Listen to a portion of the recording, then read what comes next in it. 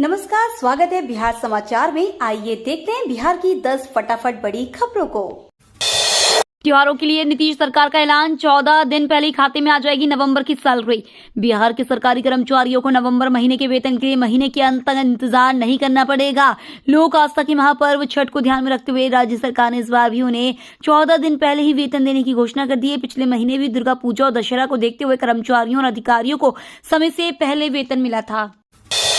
बिहार विधानसभा से आरक्षण का दायरा बढ़ाने वाला बिल पास। बिहार में नौकरियों और शैक्षणिक संस्थानों में नामांकन में आरक्षण का दायरा 60 से बढ़ाकर 75% कर दिया गया है।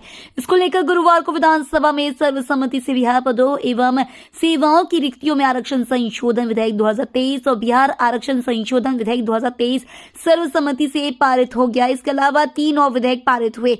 विधानसभा में पारित आरक्षण विधेयक में कहा गया है कि जाति सर्वेक्षण के दौरान एकत्रित किए गए आंकड़ों के विश्लेषण से स्पष्ट है कि अवसर और स्थिति में समानता के संविधान में पोषित लक्ष्य को पूरा करने के लिए पिछड़े वर्गों, अनुसूचित जाति और अनुसूचित जनजाति के बड़े हिस्से को बढ़ावा देने की आवश्यकता है। विधानसभा में विपक्ष ने फेंकी कुर्सियां, मारपीट की नौबत। बिहार विधानसभा में गुरुवार को विपक्ष ने जबरदस्त हंगामा किया। नौबत हाथापाई तक आ गई।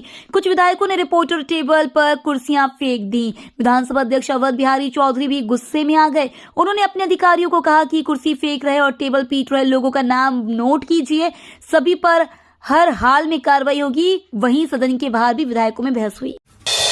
सर्वे में चौंकाने वाला खुलासा, बिहार के लड़कों से ज्यादा स्कूली लड़कियों में तंबाकू और सिगरेट की लत।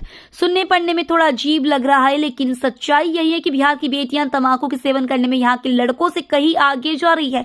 हालांकि बिहार की बेटियां जब आगे जाकर परिपक्व बनती हैं तो तंबाकू से तौबा कर लेती है। ये बात देश भर में कराए गए ग्लोबल यूथ टोबैको सर्वे में उभर कर सामने आई। इस सर्वे में राज्य के 35 स्कूल में पढ़ने वाले 13 से 15 साल के 3184 छात्रों को शामिल किया गया।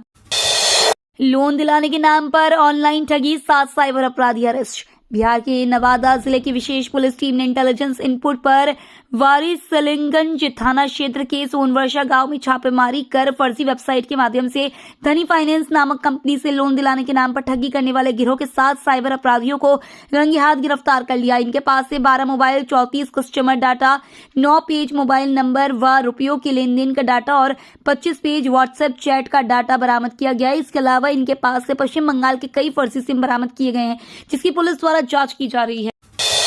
मेरी मूर्खता से सीएम बन गए जीतन राम मांझी पर भड़के नीतीश, तू तड़ाक तक पहुंची बात।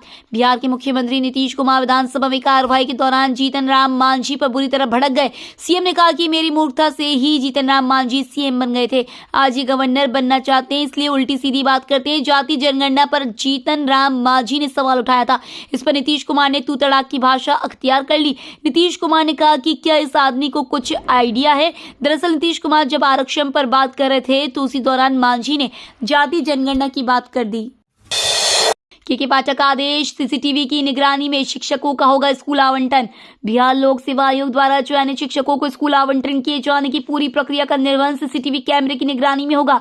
पूरी प्रक्रिया की रिकॉर्डिंग होगी और उसे शिक्षा विभाग प्रमाण के तौर पर सुरक्षित भी रखेगा। इसको लेकर विभाग के अपर मुख्य सचिव के पाठक ने पदाधिकारियों को दिशा निर्देश जारी किया है। हिंदू मुस्लिम राजनीति की दाव साबित हो सकती है नीतीश कुमार का आरक्षण बिल। अगले साल होने वाले लोकसभा चुनाव से कुछ महीने पहले बिहार के मुख्यमंत्री नीतीश कुमार ने बड़ा दाव चलाया। जातिगत सर्वे के आंकड़े सामने आने के बाद बिहार में आरक्षण का दायरा बढ़ाकर 60 से 75% कर दिया गया है। बिहार विधानसभा में यह बिल गुरुवार को पास भी हो गया। कुछ समय पहले नीतीश कैबिनेट ने इसे मंजूरी दी थी। लोकसभा चुनाव से पहले नीतीश का यह दाव बीजेपी के लिए मुश्किलें खड़ी कर सकता है। बिहार की महागठबंधन सरकार के आरक्षण बढ़ाने वाले फैसले का वहां विपक्ष मौजूद बीजेपी ने भी विरोध नहीं किया है। माफिया अतीक का करोड़ों का आलीशान बंगला होगा कुर्क, गैंगस्टर एक्ट के तहत पुलिस करेगी कार्रवाई। माफिया अतीक अहमद का ग्रेटर नोएडा के सेक्टर 36 में स्थित करोड़ों का आलीशान बंगला मन्नत कुर्क होगा। गैंगस्टर एक्ट के तहत पुलिस कुर्की की कार्रवाई करेगी। मन्नत की अनुमानित कीमत करोड़ों में बताई जा रही है। अतीक ने अवैध तरीके से धन अर्जित करके संपत्ति बनाई थी। भारत में 2026 तक शुरू हो सकती है ई एयर टैक्सी सर्विस। 7 मिनट में पूरा होगा 90 मिनट का सफर। भारत को साल 2026 तक पहला फुल इलेक्ट्रिक एयर टैक्सी मिल सकती है। इंटरग्लोब एंटरप्राइजेस की साल 2026 में पूरे देश में एक शुरू करने की प्लानिंग में है। इंटरग्लोब एंटरप्राइजेस यह सर्विस अमेरिका स्थित आर्चर एविएशन के साथ मिलकर शुरू कर सकती है। एयर टैक्सी की खूबियां गिनाते हुए कंपनियों ने कहा है कि दिल्ली में कार से जिस यात्रा में आमतौर पर 60 से 90 मिनट लगते हैं, उसमें एयर टैक्सी से लगभग 7 मिनट लगेंगे। दोनों कंपनियों ने भारत में एक फुल इलेक्ट्रिक एयर टैक्सी सेवा शुरू करने, उसके ऑपरेशन के लिए एक MOU पर साइन किए हैं। हालांकि इसके लिए अभी रेगुलेशन की मंजूरी ली जानी बाकी है।